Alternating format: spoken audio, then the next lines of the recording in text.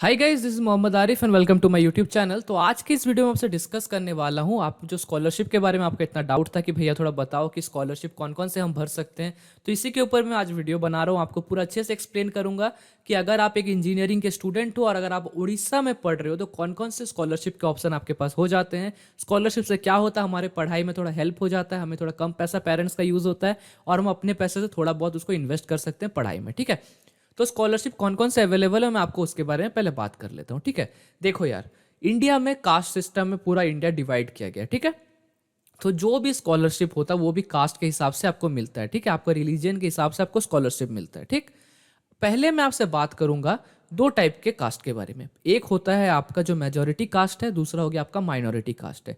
Majority का ये सब चीज़ें पहले समझने की कोशिश करो, उसके बाद स्कॉलरशिप के लिए अप्लाई करना, वरना फिर दिक्कत हो जाता है, गलत स्कॉलरशिप भर दोगे, फंस जाओगे। तो ये सब पॉइंट आप समझते नहीं हो, आप वीडियो को स्किप कर देते हो और आप पॉइंट मिस कर देते हो। तो वीडियो को पूरा देखो और चीज़ें समझने की कोशिश करो। तो देखो, दो तरह के कास्ट होते हैं। पहला मैं बोलूंगा मेजोरिटी, दूसरा हो गया माइनॉरिटी। मेजोरिटी में क्या आता है? मेजोरिटी में आता है हिंदू। हिंदू क्यों? बिकॉज इंडिया में मैक्सिमम हिंदू है। और माइनॉरिटी में क्या आता है? माइनॉरिटी में आपका आता है मुस्लिम हो गया, पंजाबी हो गया, आपका ST SC हो गया, ये सब हो गया आपके माइनॉरिटी कास्ट। ठीक है, तो ये दो कास्ट में पूरा इंडिया डिवाइड किया गया है। इसी तरह से आपका स्कॉलरशिप भी ये दो कास्ट में डिवाइड किया गया है। दो कास्ट में जो डिवाइड किया गया, मैं पहले अगर आपसे बात करूं, जो स्कॉलरशिप जो मेजोरिटी के लिए डिवाइड किया गया, मतलब general category as well as ST SC के लिए जो स्कॉलरशिप है, उसको आपको अप्लाई करने के लिए आपको क्या करना पड़ेगा? ओडिशा स्कॉलरशिप पोर्टल में जाना पड़ेगा। मैं आपको पूरा वेबसाइट में जाके अच्छे से समझाऊंगा, पहले आप चीज़ों को समझने की कोशिश करो। आपको जाना पड़ेगा Odisha scholarship portal. Odisha scholarship portal में जाने के बाद आप अप्लाई कर सकते हो। आप जनरल कैटेगरी से हो तो भी अप्लाई करो, ST SC OBC से हो तो भी अप्लाई करो, अगर आप हिंदू हो या ST SC क्रिश्चियन हो, ये सब। ठीक है, लेकिन अगर आप मुस्लिम हो, पंजाबी हो, तो ये वेबसाइट आपके लिए नहीं है। आपके लिए दूसरा वेबसाइट है जिसका नाम है NSP, जिसको बोलते हैं नेशनल स्कॉलरशिप पोर्टल। उसके ऊपर भी हम बात करेंगे। सबसे पहले हम चर्चा कर लेते हैं ओडिशा स्कॉलरशिप पोर्टल के बारे में। ठीक है, तो सबसे पहले आपको क्या करना है? आपको सर्च करना है यहाँ पर ही, जैसे मैंने यहाँ पर ऑलरेडी सर्च किया ओडिशा स्कॉलरशिप, आपको यहाँ क्लिक करना है। जैसे आपने ओडिशा स्कॉलरशिप मारा, लैपटॉप, मोबाइल, कंप्यूटर, कहीं भी सर्च करो, यहाँ आपका आ जाएगा state scholarship portal government of Odisha. इसमें आपको क्लिक करना है। क्लिक करने के बाद आप वेबसाइट के अंदर एंटर कर जाओगे। एंटर करने के बाद आप यहाँ देख सकते हो, ये स्कॉलरशिप का इंटरफेस कुछ इस तरह से है। ठीक है, तो अब आपको कौन सा स्कॉलरशिप भरना है ये तो आपको पता नहीं है, आपको डाउट है। तो मैं आपको जो रिकमेंड करूंगा, ये स्कीम्स एंड एलिजिबिलिटी आप दिख रहा है यहाँ पर ही, यहाँ आप क्लिक करो। क्लिक करने के बाद आपको पता चल जाएगा कितने सारे स्कॉलरशिप उड़ीसा गवर्नमेंट हमें ऑफर करता है। तो ये टोटल 6 स्कॉलरशिप है जो उड़ीसा गवर्नमेंट हमें ऑफर करता है। लेकिन अगर आप मेरा रिकमेंडेशन मानोगे, अगर मुझसे पूछोगे एज अ बड़ा भाई कि मैं आपको कौन सा स्कॉलरशिप अप्लाई करने के लिए बोलूंगा, और मैक्सिमम जो बच्चे होते हैं वो कौन सा स्कॉलरशिप अप्लाई करते हैं। ठीक है, तो सबसे पहले मैं आपसे बात कर लेता हूँ जनरल कैटेगरी के बच्चों के बारे में। जनरल कैटेगरी में माइनॉरिटी के बारे में बात नहीं कर रहा हूं, मैं पहले एक्सप्लेन कर दिया माइनॉरिटी क्या है। मैं सिर्फ और सिर्फ जनरल कैटेगरी के बारे में बात कर रहा हूं, जो कि मेजोरिटी में इंडिया में प्रेजेंट है। ठीक है, तो वो भर सकते क्या? ये ई मेधावृत्ति। ये ई मेधावृत्ति एक ऐसा स्कॉलरशिप है जो कि हर इंसान भर सकता है। ST SC भी भर सकता है, मैं तो ये कहूंगा माइनॉरिटी भी भर सकता है, मुस्लिम, हिंदू, कुछ इसमें मैटर नहीं करता, कोई भी अलग स्कॉलरशिप को भर सकता है, जिसका नाम है ई मेधावृत्ति। आप वेबसाइट में आना, यहाँ पर हायर एजुकेशन डिपार्टमेंट में ई मेधावृत्ति मार के आपको जाना ही है टेक्निकल एंड प्रोफेशनल, क्योंकि आप एक टेक्निकल कोर्स करने वाले हो, आप एक इंजीनियर हो, तो आपको ये वाले में जाना है। यहाँ सर्च मारना है व्यू एलिजिबिलिटी। क्लिक किया व्यू एलिजिबिलिटी में, यहाँ देखो आपको क्या दिखा रहा है? कैटेगरी। कैटेगरी क्या क्या है? General, SC ST OBC SEBC EBC, ये सारे कैटेगरी के बच्चे ये वाला स्कॉलरशिप को अप्लाई कर सकते हैं। आपको डिटेल में इसके बारे में जानना है तो यहाँ पर गाइडलाइन डॉक्यूमेंट में आप देखो PDF का साइन है, यहाँ क्लिक करोगे, PDF डाउनलोड हो जाएगा, वहाँ से अच्छे से पढ़ सकते हो। मैं बेसिक आपको बता दें, जो फैमिली इनकम जो है वो 6 लाख रुपीज़ से आपका कम होना चाहिए ईयरली।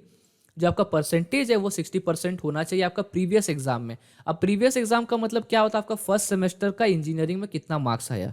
ठीक है, इस बात का ध्यान रखो। ऐसा नहीं कि आप क्लास 10th का 11th का मार्क्स लेके आ गए, नहीं, आपका इंजीनियरिंग का फर्स्ट ईयर में जो मार्क्स आया है वो आपका हो गया प्रीवियस एग्जाम। फिर नेक्स्ट ईयर जब आप अप्लाई करोगे तो आपका उससे पहले अगर आपने थर्ड सेम दिया, वो थर्ड सेम का मार्क्स या फिर सेकंड सेम का मार्क्स, इस तरह से होगा ये। ठीक है, तो ये स्कॉलरशिप सब अप्लाई कर सकते हैं, general, ST SC OBC EBC सब ये वाला स्कॉलरशिप को अप्लाई कर सकते हैं।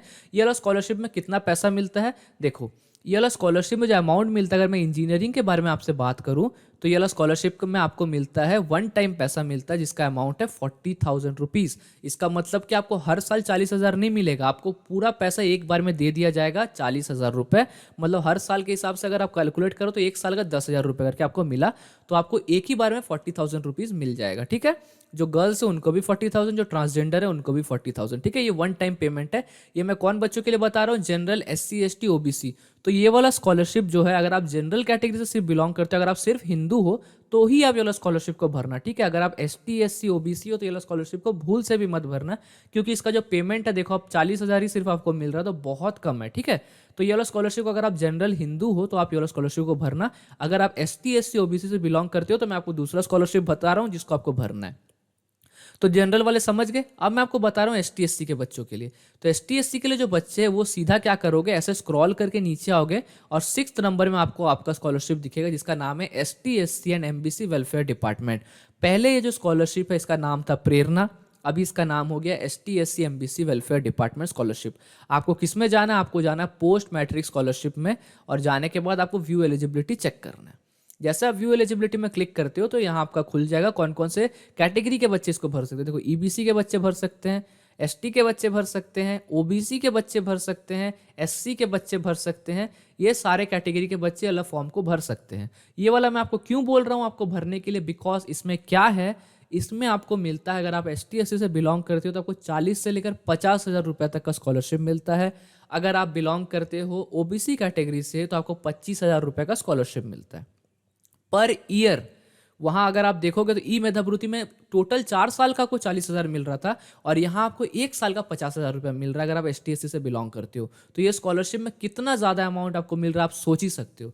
तो अगर आप ST SC OBC से बिलोंग करते हो तो ये स्कॉलरशिप को ही आपको फिल करना है। कैसे फिल करना है वो मैं बताऊंगा, पहले आप समझ लो आपको भरना यही स्कॉलरशिप है। स्कीम का नाम है पोस्ट मैट्रिक स्कॉलरशिप। आना आपको कहाँ पर ही है? ST SC MBC scholarship welfare department यहाँ। ठीक है, यहाँ से आपको बेसिक पता चल गया कौन कौन से डॉक्यूमेंट्स रिक्वायरमेंट है, वो भी आपको यहीं दिया गया है। देखो, आपको पेरेंट का जो इनकम है वो 2,50,000 रुपीज़ पर एनम से कम होना चाहिए, इससे ज़्यादा होगा तो नहीं चलेगा। आपका मिनिमम लास्ट एग्जाम में 50% मार्क्स आने चाहिए। जो डॉक्यूमेंट्स रिक्वायर्ड है वो यहाँ पर ही कैटेगरी वाइज आप देख लेना कौन कौन से डॉक्यूमेंट आपको लगेंगे, वो हिसाब से आप पहले फॉर्म को भर सकते हो। फॉर्म भरने का तरीका मैं बाद में बता रहा हूँ। तो ये 2 स्कॉलरशिप हो गया जो मैंने बता दिया आपको, एक बता दिया आपको जनरल के लिए, एक बता दिया ST SC OBC के लिए। उम्मीद करता हूँ चीज़ें समझ में आई होगी। नेक्स्ट वीडियो जो मैं अपलोड करूँगा उसमें मैं आपको बताऊँगा जो माइनॉरिटी में जो बिलोंग करते हैं, मतलब मुस्लिम हो गया या फिर आपका पंजाबी हो गया, जो माइनॉरिटी कास्ट है उनके लिए जो स्कॉलरशिप है NSP, उसके बारे में मैं अच्छे से एक्सप्लेन करूंगा। तो वो वीडियो को भी पूरा देखना और चीज़ों को समझने की कोशिश करना। उसके बाद जो रजिस्ट्रेशन का प्रोसेस है वो कैसे करना मैं आपको बता दूंगा, वो पूरा अच्छे से समझा दूंगा, तो वो वीडियो को भी देख लेना। तो और 2 वीडियो आने वाले हैं, तो उम्मीद करता हूँ ये वीडियो आपको समझ में आया होगा। अगर अभी तक आप वीडियो देख रहे हो तो लाइक प्लीज़ करो यार, बहुत मेहनत लगता है वीडियो बनाने के लिए। तो मिलते हैं एक और फ्रेश और अमेजिंग वीडियो के साथ, तब तक के लिए अस्सलाम वालेकुम, नमस्कार, जय हिंद एंड वंदे मातरम।